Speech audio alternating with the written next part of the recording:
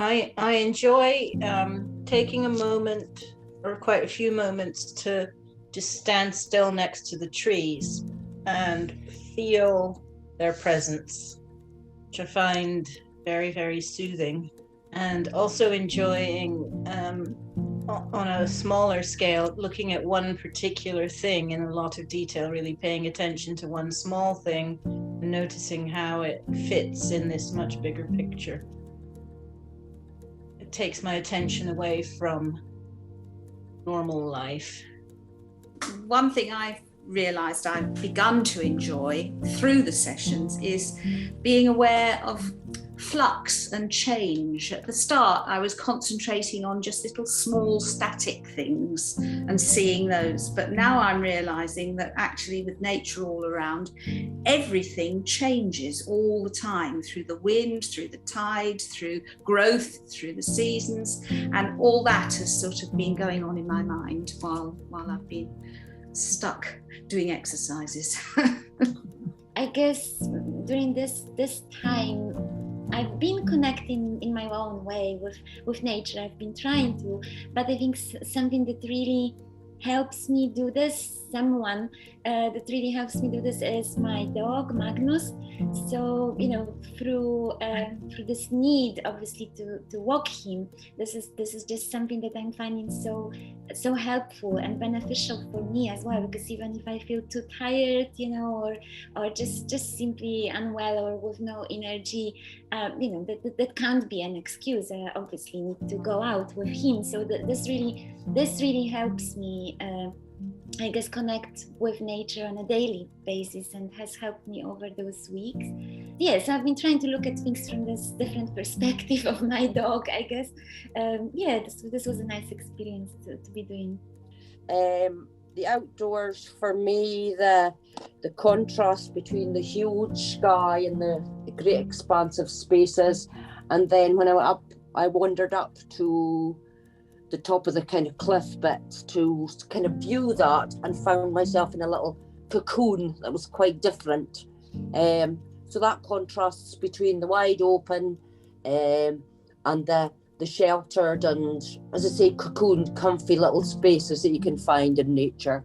So I suppose that's what was interesting about the bit at Cummingston, and the noises of the birds and the water, and that's something else that this whole kind of process has made me notice far more, from the seagulls going at the moment, but all those noises.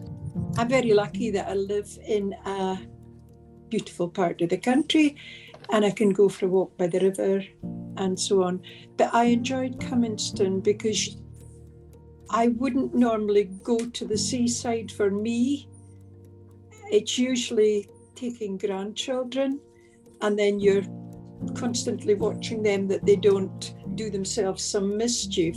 You don't take time to look at it for your own self, or you're supervising them in rock pools that they've got to always be looking for something specific. They can't just look at things in general. It's all got to be do, and try and keep them from falling on the stones or whatever. So it was nice to actually sit and look at it just for me. I'm glad to have been part of this, and to actually find myself being able to move out into it more, and also being able to think more pleasurably with it that's there, so that the experience for me gets better, and that's how it is. So I guess actually without the project I might not be where I am now with it. So it's definitely a benefit.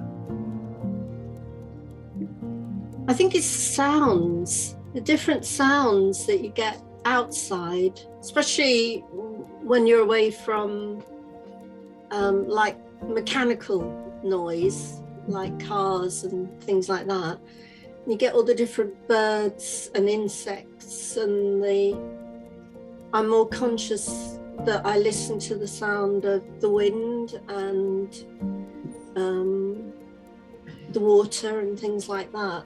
So yeah, I think it's a different quality of sound outside.